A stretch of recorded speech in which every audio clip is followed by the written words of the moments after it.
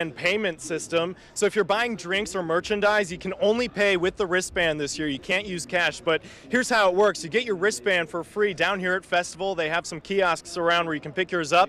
If you have cash, you can still use it, but you have to load that cash onto your wristband at one of the top-up stations. You'll see those tents. They're labeled top-up stations here. But the easiest way, I think, is you can actually link your debit or your credit card through the wristband right through your Festival International app and then top up with your debit or your credit card within the app right onto your wristband. But keep in mind, while you can get a refund on any unused money, there is a $5 refund fee. So you can load up the wristband with as much as you want. You can set it to automatically keep you going throughout Festival. In the end, whatever you have unused will automatically go back to your card. And if you want to skip the lines and see the bands up close and have access to air-conditioned bathrooms, you'll want to buy a Festival Pass. The Lagniappe Pass will get you access to private bathrooms and express beverage lines, and the Bon Temps Pass will get you all of those perks, plus stage access and shaded seating at certain stages. And to keep track of who's playing and when, the Festival International app is all you need. Go ahead and download that. It includes the music lineup, a list of food options, and even after-hours events and more. You can keep track of your money that you've already added to the wristband Jim just told you about. And our favorite part, as the official festival media partner, KATC's weather forecast can be found inside the menu so you can plan your festival weekend all in one spot. And speaking of the weather. Is this perfect? Yes. We've covered a lot of festivals in our day, but there's a little bit of cloudiness just to give you a break from the sun, but it is absolutely glorious. It feels fantastic. Chief Meteorologist Rob Perillo back in the Weather Lab. Rob, you weren't lying all week. This is actually fantastic weather out here for Festival. Yeah, we're loving it. You know, and it's going to continue this way for days on end. In fact, it's probably the best forecast we have issued for Festival International in quite a while. Temperatures low to mid 70s at this hour, and you guys have the lucky straws out there right now. Just gorgeous weather with mostly sunny skies, just a few clouds poking in and a few more off to the north. And we're going to see clear skies tonight.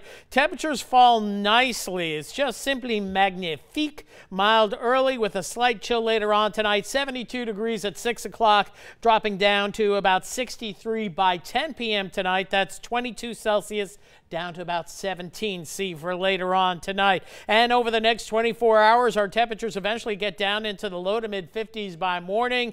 Then tomorrow, sun and cloud mix. We have an upper level disturbance that will be pushing on through, maybe a sprinkle with that disturbance, but we're not expecting significant rain chances. And by this time tomorrow evening, skies will begin to clear out, and another nice and cool one tomorrow evening. And this weekend, calling for lots of sunshine, warm temperatures, and fresh temperatures in the evenings. We'll have the specific numbers and the complete official Festival International forecast coming up in just a little bit.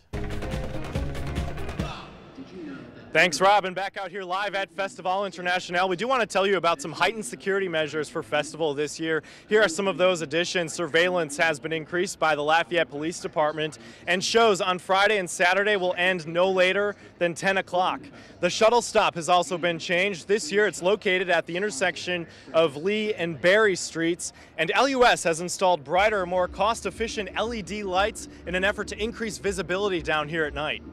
So LUS did install these brighter, more cost-efficient street lights downtown. They are LED, and the benefits to Festival are they are brighter, so they do shine on more areas of the sidewalk, so pedestrians will feel more comfortable when walking downtown, especially during those later hours for Festival. And this year, LUS is also using technology to enhance this year's festival experience. As Danielle Garcia reports, that technology is actually part of a bigger plan for the city. What we call it is le rue de technologie, is a technology street that where we're trying to showcase some of the things that can happen in the future. That technology street will pave the way for Lafayette to become a smart city with cutting-edge technology. LUS Fiber is overseeing the project, which will run throughout Festival International. Fiber system that LUS built was built not only to provide telecommunication services to customers, but more importantly to do some great things for our community. Some of the new technologies you'll see along Jefferson Street during Festival are remote-controlled LED lights, Wi-Fi, and cameras. Right now it's just for the festival because we just want to kind of give everybody a glimpse of that and just to showcase it a bit. But as time goes on, we're going to be looking for, you know, those locations. And of course, downtown is certainly a very good place to start. LUS Fiber is also teaming up with Adoxio to host a hackathon competition to develop solutions for major issues the city is facing. The Smart City Challenge is about bringing new ideas and new concepts centered around innovation, solving city problems that may deal with energy, may deal with traffic, may tie into some things that are unique to the city, maybe flooding, you know, and it helps to bring kind of the digital era into the present. Technology companies will present their ideas on Friday afternoon at the Science Museum. The city will then implement the winner's concept. So, you know, right now it does require kind of a village, if you will, to create a smart city. And, you know, we're bringing some of the best and brightest in the technology space to Lafayette in a competition to come up with some of those ideas and then tie them all together as a finished product. In Lafayette, Danielle Garcia, KATC TV3. For the Smart City Challenge will be held at the Lafayette Science Museum tomorrow at 3 o'clock. The award presentation will be held afterward here at the festival main stage. You know, festival organizers have done their best to make it as easy as possible for those who are coming out here. You have the app that tells you everything you need to know about the bands and everything else. And parking, people always wonder about parking. Well, don't worry, they've taken care of that as well.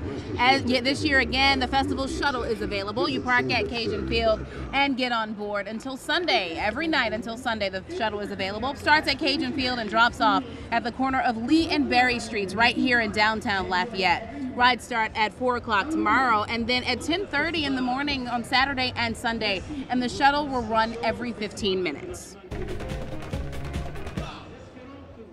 And you can meet some of the hard-working musicians attending festival tomorrow. KATC is once again proud to sponsor the festival chat room at the Acadiana Center for the Arts. There you can learn more about the artists' backgrounds and influences in both French and English.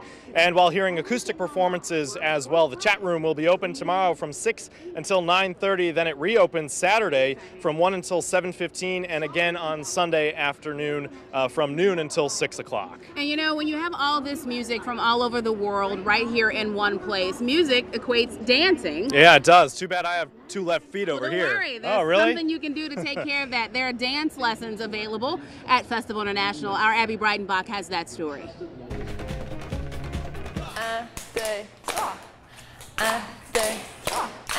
Acadian step dancing.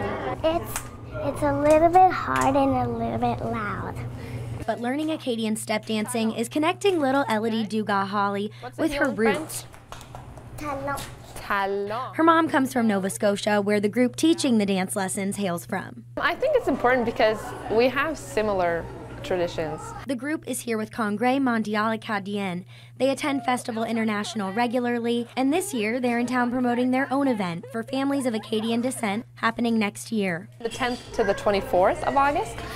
There's family reunions, youth events, big celebrations, huge shows, like showcase all of Acadian artists and Louisiana artists that we're going to bring over. Elodie's mom says it's important to bring her daughters to events like Festival and the Congrès Mondial Acadien to keep their heritage and traditions alive. Her passion seems to be rubbing off on Elodie too, who can't wait for the weekend ahead. They play music and they dance. And what's the best part? When I dance. In Lafayette, Abby Breitenbach, KATC TV3. So maybe there is hope for me and my two left feet. There you go. I don't know. See, you can gotta find a dance lesson down here, yeah. You know, you normally see us in the studio behind that desk, but it sure feels good to be Oh, it's so here. great, yeah. The sun is a little brighter than the studio lights, and I forgot my sunscreen, so not really a rookie mistake, because I've been here before, and I think the first day of festival I always realize. It'll be my color by tomorrow. Probably so, you know. We should take a picture of before and after. We'll see what happens. But hey, thanks again to Valerie, who's holding down the fort back there in the studio, covering some of the other news of the day. Valerie. Thanks, guys. It's not so bad in here, but we are looking forward to checking back in a little bit later. Still to